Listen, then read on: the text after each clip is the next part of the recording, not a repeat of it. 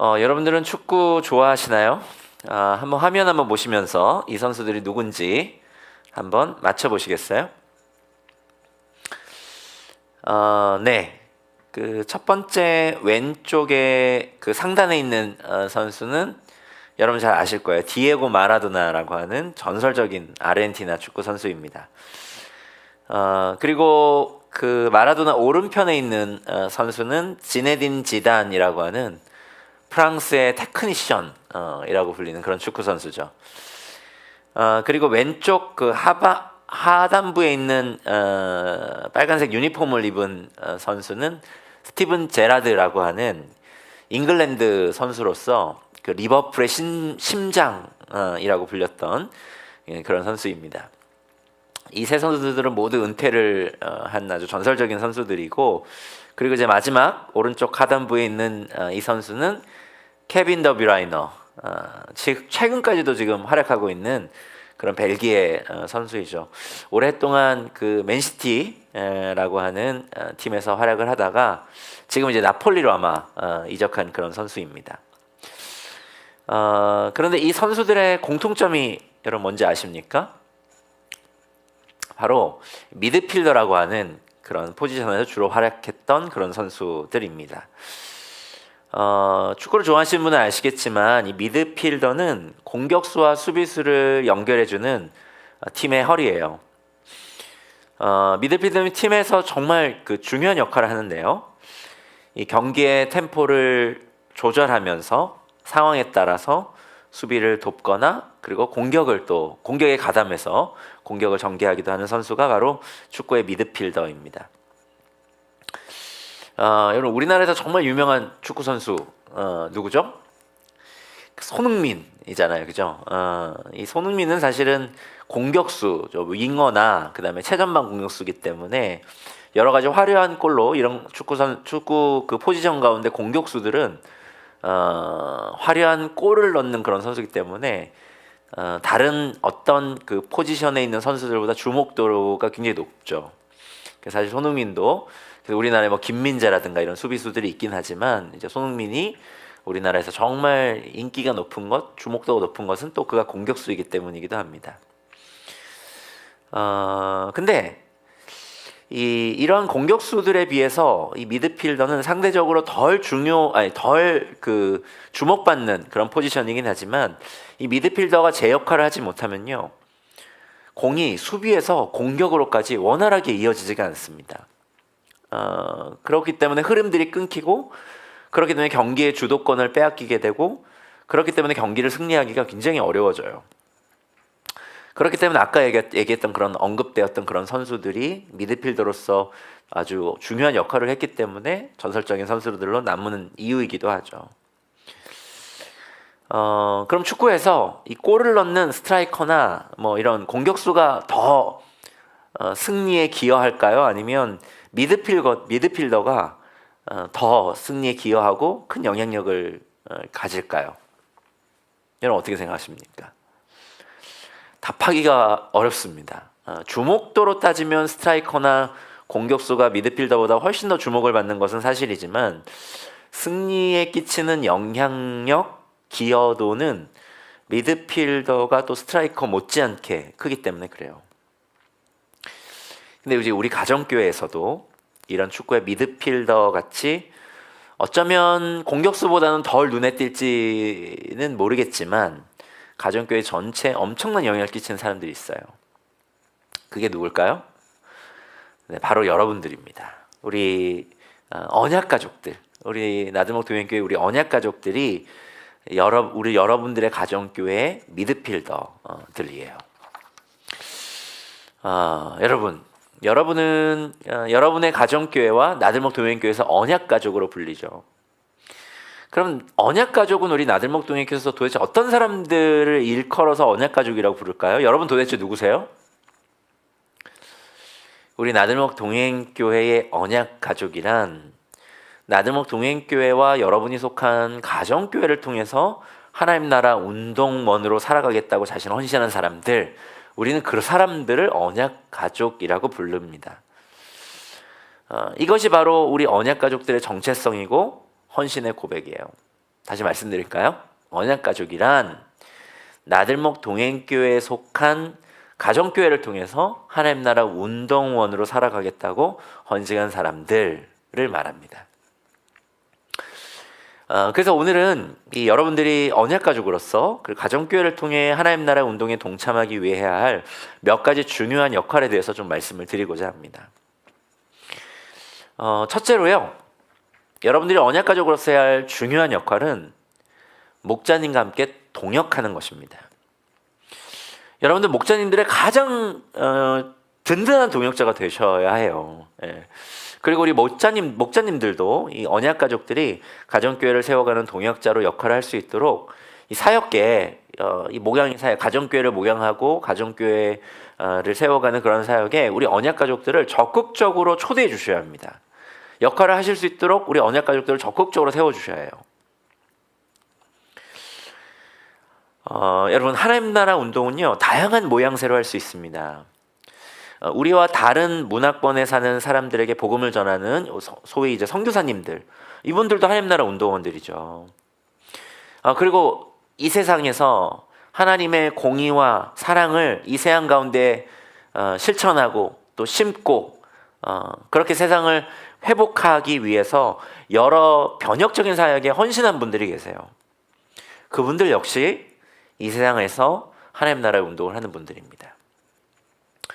우리 공동체에 우리 청년부 사역을 하는 우리 원유근 목사님처럼 대학 선교단체 간사로 사역하시면서 우리 청년 대학생들에게 복음을 전하는 간사님들이 우리 그 동행교회 안에서는 여러 간사님들이 계세요. 그분들 역시 하나님 나라 운동원들입니다. 근데 우리 나들목 동행교회 언약가족들은요, 여러분들은 이 하나님 나라 운동을 나들목 동행교회를 통해서 하겠다라고 헌신한 사람들이 여러분들이에요. 가정교회를 통해서 이 하나님 나라 운동을 하겠다라고 하시는 분들이 여러분들이에요. 학교 캠퍼스가 아니라, 세상의 변혁사역이 아니라, 타문화권에서가 아니라 가정교회를 통해서 나는 이 하나님 나라 운동을 하겠다라고 헌신한 분들이 여러분들이라는 겁니다. 그렇기 때문에 이 언약가족인 여러분들은 가정교회를 통해서 하나님 나라 운동을 하겠다라고 결심한 여러분들은, 저와 여러분들은, 우리들은 우리의 눈에 이 감각되고 보이는 세상 나라가 전부가 아니라고 하는 사실에 눈뜨게 된 사람들이에요. 그렇죠? 우리는 예수님께서 이 세상에 임하게 하신 하나님 나라에 대해서 눈을 떠서 알아버린 사람들이에요. 그렇기 때문에 이제는 더 이상 이 세상 나라를 위해 살지 않고, 이 세상이 마치 전부인 것처럼 그렇게 여기며 살지 않고, 우리가 감각하고 우리가 눈에 보이고 그런 것이 이 세상의 전부다, 이 세상의 가치의 전부다 라고 여기지 아니하고, 이 세상 속에서 하나님 나라를 위해 살겠다, 예수님께서 가지고 오신 그 나라를, 이 땅 가운데 임하게 하신 그 나라를 나의 가정교회를 통해서 확산시키겠다, 나들목 동행교회를 통해서 이 세상 속에서 드러내며 살겠다라고 고백한 사람들이 바로 저와 여러분들이죠. 저와 여러분들이 그런 사람들이 맞다면 우리는 이 세상 속에서 하나님 나라를 드러내도록 하나님께서 세상에 파송하신 교회, 특히 우리가 속한 이 가정교회를 적극적으로 함께 세워가야 합니다. 이 일에 우리에게 주어진 리더십과 은사들을 발휘해야 돼요.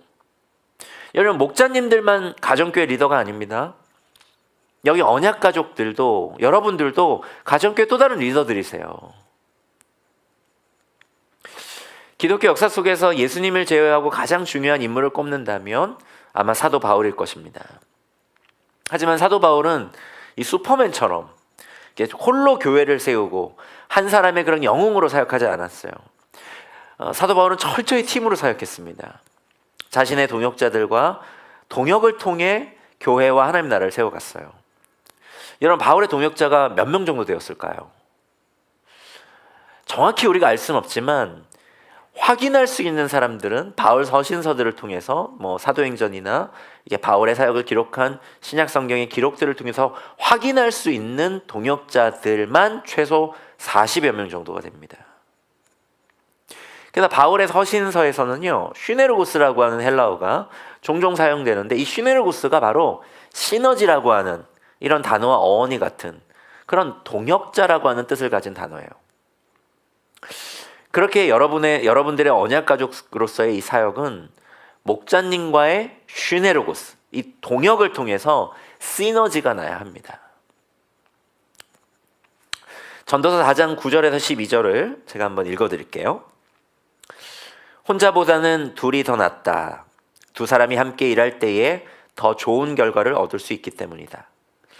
그 가운데 하나가 넘어지면 다른 한 사람이 자기의 동물을 일으켜 줄 수 있다. 그러나 혼자 가다가 넘어지면 딱하게도 일으켜 줄 사람이 없다. 또 둘이 누우면 따뜻하지만 혼자라면 어찌 따뜻하겠는가. 혼자 싸우면 지지만 둘이 힘을 합하면 적에게 맞설 수 있다. 세 겹줄은 쉽게 끊어지지 않는다. 이런 목자님들과의 동역을 위해서 먼저 이 목자님과의 신뢰를 여러분 두텁게 쌓으시면서 목자님을 지지해 주십시오. 여러분들이 이제 목자님의 가장 가까이에서 가정교회 목양의 사역을 엿보셔서 아시겠지만, 목자로 가정교회 가족들을 이 목양하는 것 실로 쉬운 일이 아닙니다. 저는 정말 감히 말씀드려요. 진짜 대표 목사로 사역하는 것보다 이 목자로 사역하는 것, 이게 만만치 않게 어려운 일입니다. 왜 그렇죠? 왜 그렇습니까? 목자로 사역한다는 것은 자신의 연약한 관계를 꽤나 노출하면서 가족들을 이끌어야 하기 때문에 그래요. 함께 매주마다, 우리가 정말 이렇게 자주 만나는 사람들이 가족 외에 누가 있습니까? 우리 친척들도 사촌들도 이렇게 자주 안 만납니다. 가정 안에서 이렇게 매주마다 자신의 삶의 모습들을 다 드러내 보여주고, 자신이 갖고 있는 어떤 욕구, 욕망, 라이프 스타일, 어떤 문제에 대한 반응, 습관, 이런 것들 다 노출하면서 우리 가족들을 이끌어야 돼요. 이거 쉽지 않습니다. 그리고 사람들은요, 익숙해지면 소홀해지거든요. 익숙한 관계들을 귀히 여기지 않습니다. 그래서 예수님조차도 이 형제들과 이 고향 사람들에게는 인정받지 못하셨어요. 예수님조차도 그러셨는데 우리 목자들은 얼마나 쉽지 않았겠습니까? 쉽지 않아요. 하지만 이런 쉽지 않은 사역의 짐을 헤아려주고, 또 자신이 처한 상황과 마음을 알아주는 사람이 곁에 있으면요, 정말 힘이 납니다. 아무리 어려운 일이라도요, 능히 견뎌내요. 저도 목자로 산지 이제 20년이 다 되어 갑니다. 그렇게 적지 않은 세월을 목자로 살면서 저 자신을 봐도 그렇고, 우리 주변 동료 목자님들을 곁에다 뵈면 마주하게 되는 어려움들의 크기에 따라서 이 목자님들이 낙심하거나 또 힘을 내는 것 아니더라고요. 아무리 힘들어도요, 이 넉넉히 그것을 감내하시는 그런 목자님들 곁을 한번 유심히 보십시오. 그 곁에는 목자님과 깊은 신뢰 속에서 동역하는 사람들이 있습니다. 그 목자님의 마음을 알아주는 사람들이 있고요, 목자님의 고충과 어려움들을 헤아리며 그 짐을 같이 져주는 사람들이 있어요. 하지만 그런 사람이 없어서 홀로 어려움을 감내해야 하는 그런 깊은 고독 속에서 고난을 맞이한 우리 목자님들은요, 정말 힘들어하세요. 저도 돌아보면 그랬던 것 같습니다. 사랑하는 나들목 동행교회 언약가족 여러분, 스트라이커가 골을 넣을 수 있도록 미드필더가 적절하게 공을 공급해 주는 것처럼 언약가족이신 여러분들은 목자님들에게 어시스트 하는 사람들이 되어주셨으면 좋겠습니다. 여러분들이 목자님을 응원하면서 목자님과 해야 할 정말 중요한 동역은, 여러 가지 동역이 있지만 정말 중요한 동역은 목양의 동역이에요. 여러분 절대 착각하시면 안 되는 것은, 가정교회는 목자 홀로 책임지는 거 아닙니다. 목자님 홀로 목양하는 거 아니에요. 에베소서에서 이 사도 바울이 우리에게 가르치고 있는 것처럼 교회는 서로 연결된 한 몸이기 때문에 서로의 아픔과 고통에 서로가 민감할 수밖에 없습니다. 때문에 교회는 이 부채살 형태의 관계가 되어서는 안 되고 그물망과 같이 서로 연결된 관계여야 됩니다. 제가 늘 말씀드리잖아요. 이 부채살 모양의 관계는 뭐예요? 목자를 중심으로 가족들이 이렇게 연결된 거예요. 가족들 간의 연결은 느슨합니다. 혹은 없어요. 그럼 어떻게 되죠? 시간이 지나면 지날수록 목자의 목양의 부담이 늘어나게 되고 그리고 그런 형태의 관계가 계속되어 버리면 가정교회 사역이 지속되어 가다가 결국 목자에게 번아웃이 오고 맙니다. 목자에게 그렇게 번아웃이 되면 어떻게 됐겠어요? 목자를 중심으로 연결됐기 때문에 가정교회 관계가 결국 다 무너지게 돼요. 가정교회 전체가 무너지게 돼버립니다. 그렇기 때문에 가정교회는 서로가 그물망처럼 연결되어야 돼요. 여기에 언약가족들 역할이 정말 중요합니다. 언약가족 여러분은 가정교회를 목자와 함께 세워가는 하나님 나라의 운동원으로 헌신한 분들이라고 했잖아요. 가정교회를 통해서 하나님 나라 운동을 하겠다고 헌신한 분들이 여러분들이라고 그랬잖아요. 그렇다면 여러분들도 하나님 나라 운동을 하셔야죠. 하나님 나라를 가정교회를 통해 드러내셔야죠. 그러려면 당연히 목양의 짐을 목자님과 함께 나눠줘야 합니다. 제가 여러분들께 질문 하나 할게요. 여러분들은 가정교회 안에서 요즘 누구를 구체적으로 돌보고 계십니까? 이 질문을 듣는 순간 바로 누군가가 떠올라야 됩니다. 만약 그 사람들이 떠오르지 않는다라고 한다면 여러분들은 지금 언약가족으로서 가정교회 하나님 나라 운동원으로서 직무를 유기하고 계신 거예요. 가정교회를 통해서 하나님 나라를 드러내고 가정교회를 통해서 하나님 나라의 운동을 하겠다고 하는 그 직무를 지금 여러분들은 다 하고 계시지 않은 것입니다. 목자들에게만 목양을 맡기지 마십시오. 언약가족이신 여러분들 역시 가족들 함께 목양해 주세요. 이 목양이라고 하니까 부담스러우실지 모르겠습니다. 목양이라고 해서 뭐 거창하게 생각하실 필요 없습니다. 그냥 사랑하는 거예요. 그냥 관심을 가져주는 겁니다. 가볍게 가족들 안부를 묻는 것 목양이에요. 가정교회 카톡방에서 누구야? 지난 가정교회 모임에서 너 속이 좀 안 좋다 그랬잖아. 요즘에 계속 속이 안 좋다 그랬잖아. 근데 지금 좀 괜찮아? 일하는데 불편함은 없어? 라고 안부를 물어주는 것? 이게 목양이에요. 저 오늘 오후에 반찬 했습니다. 누구 나랑 맛있는 거 먹으러 갈 사람? 하고 제안해 보는 것? 그렇게 자주 가족들과 연락하면서 교제를 나누는 것, 그리고 그들의 삶의 이야기를 들어주는 것, 때때로 갖는 삶의 고충과 어려움들을 함께 그냥 들어주는 것, 그리고 격려와 응원을 나눠주는 것, 그게 바로 목양입니다.